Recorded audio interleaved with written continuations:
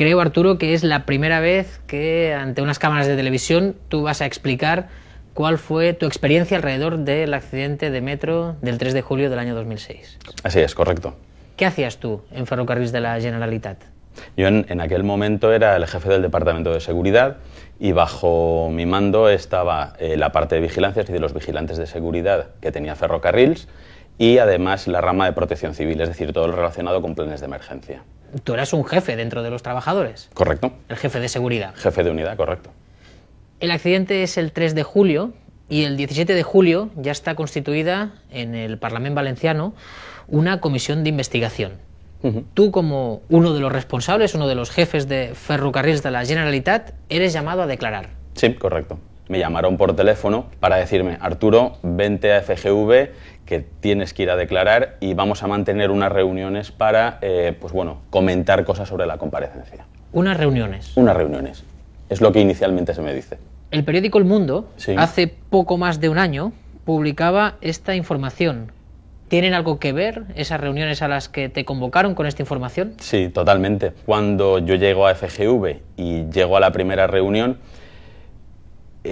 me doy cuenta que no es exactamente una reunión como tal, sino que hay algo más. De hecho, en la documentación que se nos entrega aparece el nombre de una consultora. De hecho, la información del periódico El Mundo refleja con una foto lo que era ese documento. ¿A ti te entregaron este documento de la empresa H&M Sanchís? Sí, me lo entregaron a mí, y no solo a mí, sino a todos los que comparecimos. De hecho, es este documento que tengo aquí en la mano. Este es el documento que se nos entrega a todos. Temas a tratar: reflexiones para la comparecencia en la Comisión de Investigación en las Cortes Valencianas. Exactamente. Reflexiones. Cuando te entregan este documento, ¿cómo reaccionas?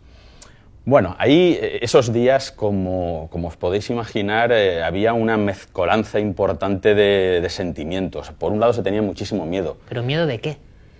Pues ya se habían encargado de decirnos que, ojo, que habían fallecido 43 personas y que esto podía tener unas consecuencias penales enormes y que por lo tanto teníamos que hacer piña todos ahí. Claro, después de ver una tragedia de este tipo, lo piensas, reflexionas y te lo crees. Dices, pues efectivamente puede haber algún tipo de consecuencia penal.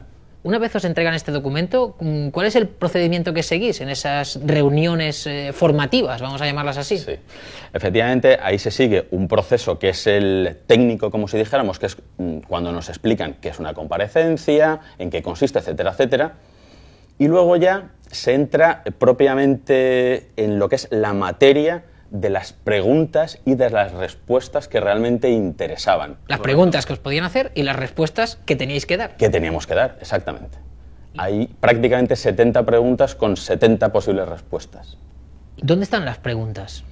Sí, aquí aparece en primer lugar las posibles preguntas a realizar desde el propio Partido Popular. Luego había una serie de batería de preguntas que podían realizarlas la oposición, efectivamente. Esto es un documento impresionante, ¿eh? Posibles preguntas a realizar desde los grupos de la oposición. Y aquí aparecen ya las preguntas con sus respuestas. Contestaciones a las posibles preguntas de la comparecencia en la Comisión de Investigación en las Cortes Valencianas. Correcto. Vamos, más claro el agua. Exacto. De todos los comparecientes, ¿cuántos crees que conservaron este documento?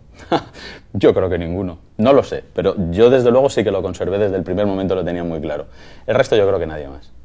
Explícame cómo era el escenario donde ensayabais, cómo era aquella sala. Esos días las reuniones se sucedieron en el despacho de Marisa Gracia, la que en aquella época era directora gerente de Metro Valencia. Marisa Gracia compareció en esa comisión de investigación, sí, y realizó estas declaraciones.